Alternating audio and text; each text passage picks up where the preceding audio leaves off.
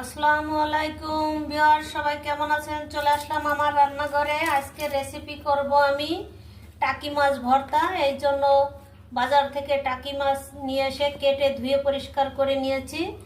এই যে টাকি মাছের ভর্তা, কে কে আছেন খাওয়ার লোক, কারা কারা পছন্দ?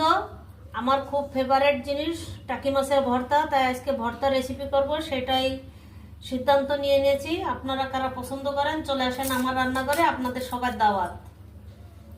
আমি কিভাবে করি আমার সঙ্গেই থাকুন, দেখবেন। কে কোথা থেকে দেখছেন অবশ্যই আমাকে কমেন্টে জানাবেন। আমার ভিডিও যদি আপনাদের ভালো লাগে আমার ইউটিউব চ্যানেলটাকে সাবস্ক্রাইব করে দিবেন, আমার পেজটাকে লাইক ফলো দিয়ে পাশে থাকবেন। পুরো রেসিপি দেখার জন্য সঙ্গেই থাকুন। মাছটাকে আমি হলুদ লবণ দিয়ে মেখে নিয়েছি, এখন ভেজে নিব। কড়াইতে তেল দিয়ে দিয়েছি, এখন আমি এক এক করে মাছগুলোকে কড়াইয়ের ভিতরে দিয়ে দিব। এই যে মাছগুলোকে আমি এই যে এরকম করে ভেজে নিয়েছি, এখন আমি এক এক করে এগুলোকে তুলে নিব, আর একে একে আমি সব মাছগুলোকে ভেজে নিব এইভাবে। এই যে এখন ভর্তাটা আমি মাখানোর জন্য কিছু শুকনো জল ভেজে নিব।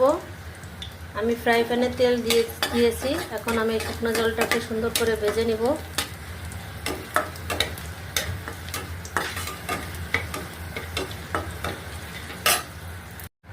ঝালটাকে আমি ভেজে উঠিয়ে নিয়েছি, এখন এই যে তেলের মধ্যে দিয়ে দিলাম কয়েকটা 1 চিমটি জিরা, আর দিয়ে দিব রসুন পেঁয়াজ।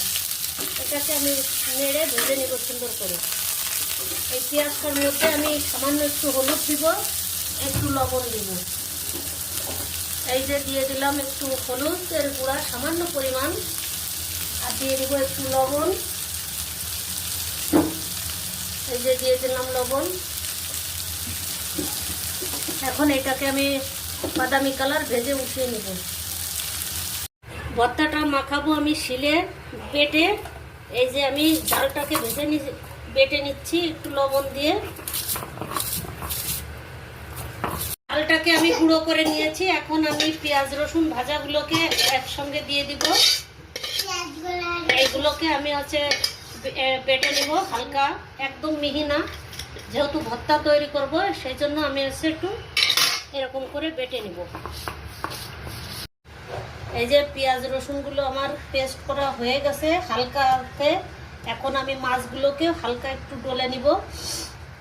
ভেজে নিয়েছি যাতে একটু হালকা ম্যাশ হয়, এইরকম। এই দেখুন, এই যে এরকম করে নিচ্ছে, আমি একদম মিহি করছি না। এখন আমি